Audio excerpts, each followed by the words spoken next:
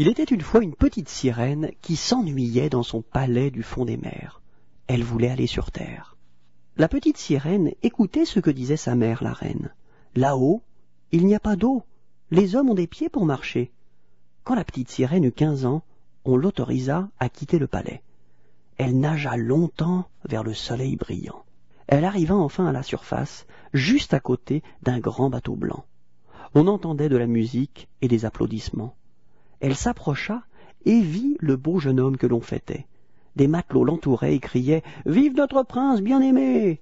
La sirène était si fascinée par ce qu'elle voyait qu'elle ne sentit pas le vent se lever ni les grosses vagues se former. Soudain, le bateau se mit à tanguer. Une énorme vague déferla, arrachant le mât et couchant le voilier sur le côté. Le bateau sombra, jetant le prince dans la mer déchaînée. Il allait se noyer, la sirène plongea aussitôt pour aller le chercher. Elle remonta vers la lumière, au milieu des débris, tirant avec une force désespérée le jeune homme inanimé. La sirène étendit le prince sur la plage. Pour le ranimer, elle se mit à chanter de sa voix pure la chanson magique des tritons. Le jeune homme ouvrit les yeux, mais une jeune fille et ses suivantes arrivaient du château. La sirène plongea dans l'eau. Dans son palais du fond des mers, la petite sirène pensait sans cesse à celui qu'elle avait sauvé. Elle était amoureuse.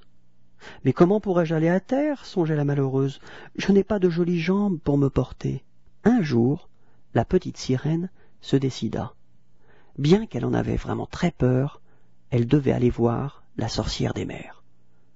Celle-ci ricana. « Je sais ce que tu veux, des jambes pour marcher, courir, danser.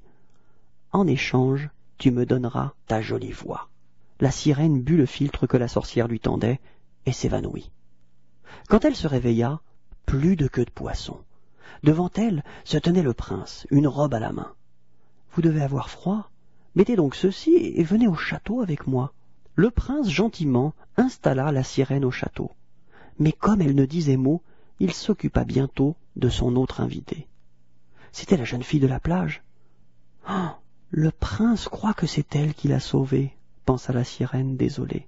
« Il ne m'aimera jamais. » Chaque jour, ses sœurs venaient voir la petite sirène. Par geste, elle expliqua la situation. Il fallait qu'elle parle à nouveau. Les sirènes forcèrent la sorcière à rendre la voix et la rapportèrent aussitôt au château. Alors retentit la chanson des tritons. Le prince reconnut le chant. « C'est toi qui m'as sauvé d'une mort certaine, dit-il à la jeune fille. Je voudrais t'épouser. » La petite sirène répondit doucement « Si tu m'aimes, viens avec moi dans mon royaume du fond de l'océan. » Le prince suivit la petite sirène dans son palais marin. Et de mémoire de Triton, on ne vit jamais de mariage plus réussi. Les jeunes époux eurent beaucoup d'enfants, Sirène et Triton, et vécurent heureux toute leur vie.